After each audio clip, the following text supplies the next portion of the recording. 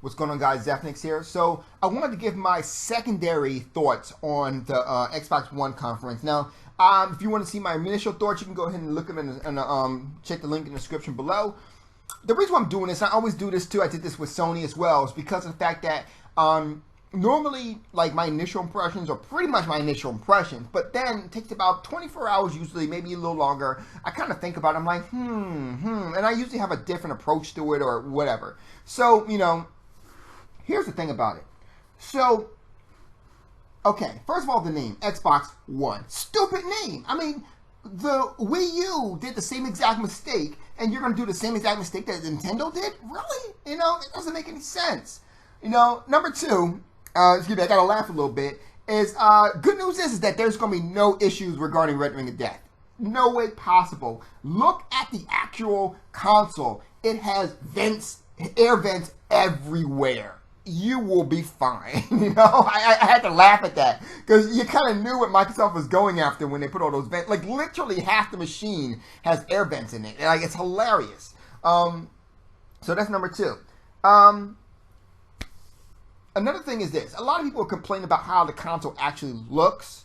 And I gotta say, especially when it comes down to PlayStation fans, I mean, I don't know why you guys are complaining about that. Have you seen the third iteration of the PlayStation 3? That thing looked like trash. But, I mean, it sounded like trash too. But, here's the thing, man. Either way, both of those things are irrelevant. Because I personally am more interested in the games than the game system itself. I mean, even my PC. My PC has, like, the actual case is nothing. It's generic. I don't care about the case. I care about the guts inside of it. I care about the, you know, the whatever I got in there so I can go and play the games. And I care about the games. So I don't really care about the cases or what's inside of it in general. That being said, a lot of people said it looked like a what do you call it?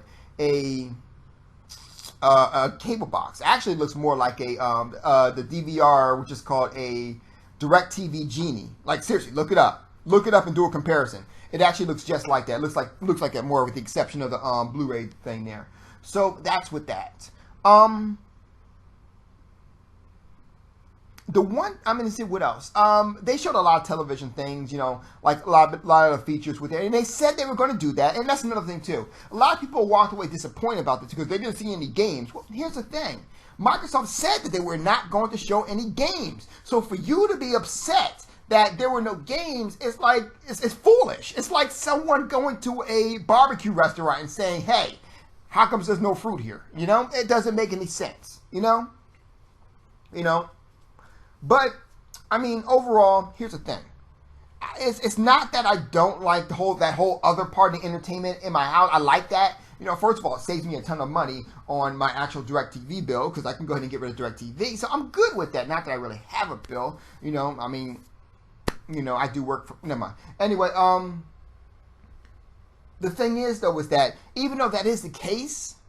Like, the fact that they showed all this television show and all these ads first really shows that Microsoft really isn't interested. Like, they might be interested, but they seem to be more geared towards entertainment people than gamers, you know? And that's the part that kind of gets me.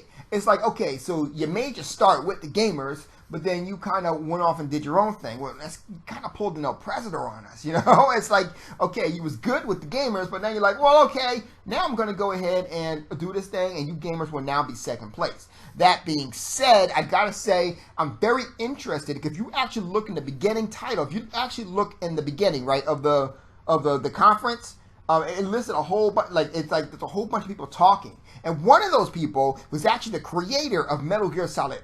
So with that being said, you kind of got to wonder, does that mean that Metal Gear Solid 4 will be on the Xbox One? Now, I could be wrong. I could be totally wrong.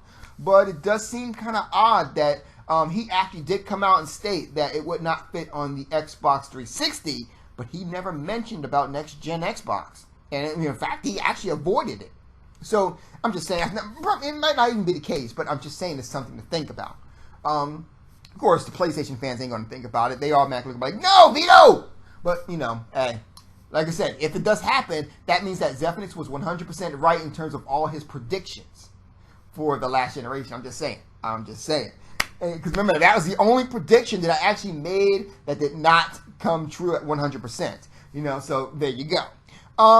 Also, backwards compatibility, if I didn't mention this already, I'm not really happy with that. Everything transfers over except for anything regarding the Xbox 360 games itself. So arcade games and indie games and 360 games that you bought, they do not carry over. It's bullshit. I think that's stupid.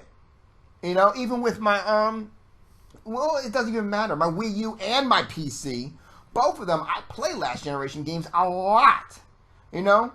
I'll go ahead and throw on Grand Theft Auto, you know, Vice City or Grand Theft Auto San Andreas, you know, or I'll go ahead on the Wii U and throw on, you know, Metroid, Metroid Other M. You know, even though I PlayStation, I'll throw on PlayStation 2 games, PlayStation 1 games, you know, most because they're better than what's on PlayStation 3, in my opinion, with the exception of Uncharted.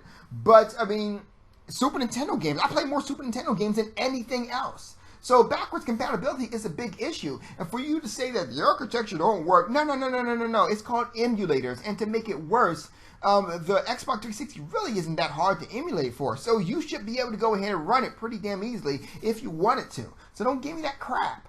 I can understand from a PlayStation point of view. Yeah, I can definitely understand from that. But from an Xbox point of view, nah, you bullshitting me. You know? All in all, I'm still going to hold off on my thoughts 100% until E3 happens. Once E3 happens, then that's a total different ballgame. By then, I can let you know, saying, you know what, yeah, this ain't for me. I'm going to go PlayStation. Not going to lie, though. Right now, I am kind of leaning towards the PlayStation 4.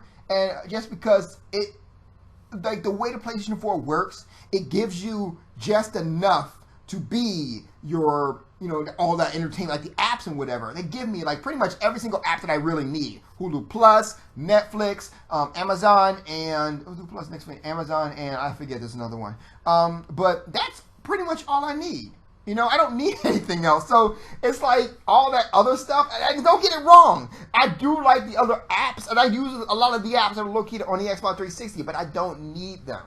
You know, I damn sure don't need to go ahead and pay to go ahead and to use them, you know, especially since I can get them for free on anything else. And that's another thing too. The good thing is that they decided that they're going to give us dedicated servers on the Xbox, which is great. But the thing is that at the same time, do I still want to go ahead and pay for it? I mean, P2P is fine with me, you know. The PlayStation 3 now does more, has a lot of P2P games, and I'm fine with that. The Wii U has a lot of P2P games, I'm fine with that. PC has P2P games, everything has that, and I don't pay anything for that. So, I mean, I'm kind of good with also doing PvP on Xbox 360. Now, if I gotta pay just for dedicated servers, I mean, it's great that I'm getting more, but I'm good with it. You know what I mean? I'm just saying. That's just my thoughts on it. There's no hate towards the Xbox 360. I'm just stating that, you know, right now I'm kind of reserving it until I actually get my, till I actually get to E3. Once I get to E3 and I see what Microsoft has to offer in terms of games, you know, that's nothing too if I didn't mention the games. Now, they mentioned they have about 15 games and 8 are new IPs. Now, that's cute. But what about, how many of those are Connect games? You know, how many of those are Connect games? It's just something to think about. Anyway, so like I said, I'm reserving my thoughts until E3. But right now, I gotta say, I'm probably leaning towards the PlayStation. What do you guys think? You guys have a good night? Zeph out.